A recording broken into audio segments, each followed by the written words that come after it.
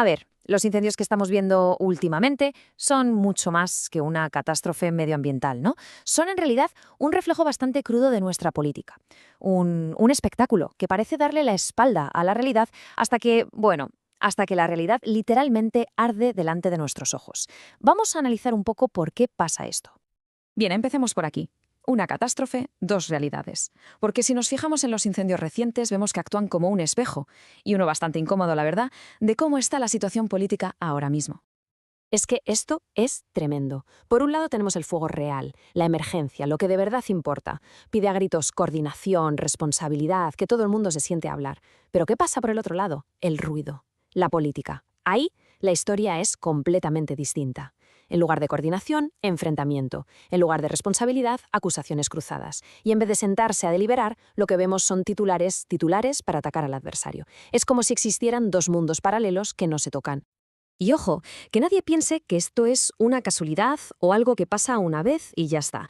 No, este contraste tan brutal no es un accidente. Es un síntoma clarísimo de algo más profundo, un síntoma de un cierto deterioro de la política, no solo aquí, sino en muchas democracias, donde parece que el fondo, la sustancia, se está perdiendo.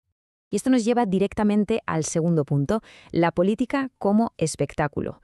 Porque en el fondo de eso estamos hablando, de cómo la política parece haber dejado de ser esa herramienta para solucionar los problemas de la gente, para convertirse, en eso, en una especie de show, casi de entretenimiento. Hay un filósofo, Jürgen Habermas, que ya lo vio venir hace tiempo. Él decía esto: lo que debería ser una acción comunicativa orientada al entendimiento se transforma en su contrario, una incomunicación sistemática. Es una frase potentísima, ¿verdad? Lo que quiere decir es que la comunicación política, que se supone que está para que nos entendamos, se pervierte totalmente. El objetivo ya no es buscar puntos en común, sino todo lo contrario, dejar clarísimo que la diferencia con el otro es insalvable. Entonces, ¿cuál es el objetivo real de esta incomunicación sistemática? Pues para empezar, se le habla solo a los convencidos, a los propios simpatizantes. No se intenta persuadir a nadie más. Luego se insiste una y otra vez en esa diferencia irreductible con el otro bando. Y lo más importante, se busca agitar las emociones más primarias, la ira, el resentimiento, el miedo, el desprecio. Se trata de crear una obra de teatro, una representación del conflicto, no de tener un conflicto real para solucionarlo. No se busca debatir, se busca dividir y movilizar. Al final, es como si la política se hubiera convertido en el nuevo deporte del siglo XXI, ¿no? Piénsenlo. Primero, eliges tu equipo, tu bando, y se convierte en parte de tu identidad. Segundo, animas a los tuyos, a muerte, porque la movilización emocional lo es todo. Tercero, y esto es clave, insultas al oponente. El foco se pone en despreciar al otro. Y cuarto, se repite el ritual una y otra vez.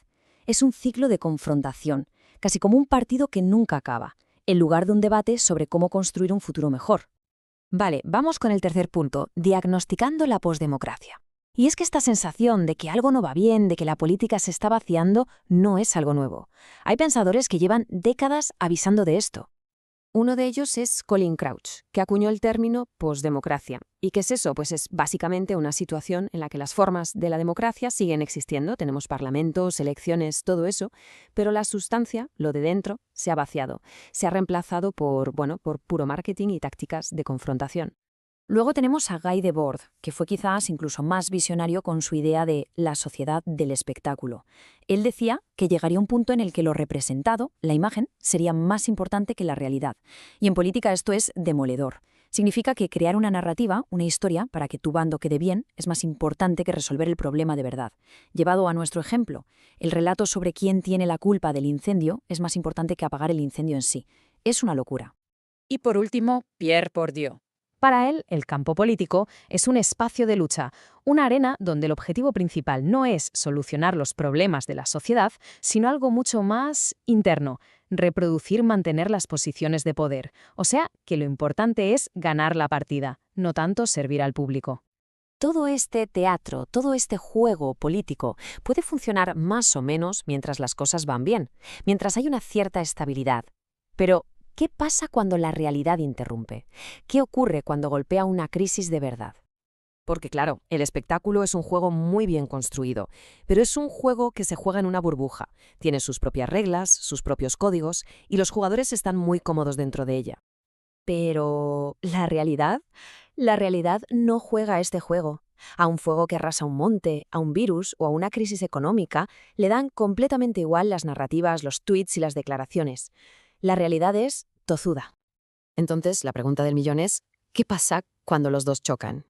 Pues lo que pasa es que lo real deja en evidencia el espectáculo, lo desnuda, demuestra que es totalmente insuficiente, que es ineficaz. Porque al final del día, las palabras, los gestos, los titulares no apagan el fuego. Y con esto llegamos al último punto, la pregunta clave. ¿Y si no queda nada? Porque al final todo este espectáculo necesita un público, ¿verdad? La única esperanza para que este show continúe es que los fans, los seguidores de cada equipo, sigan creyendo en él.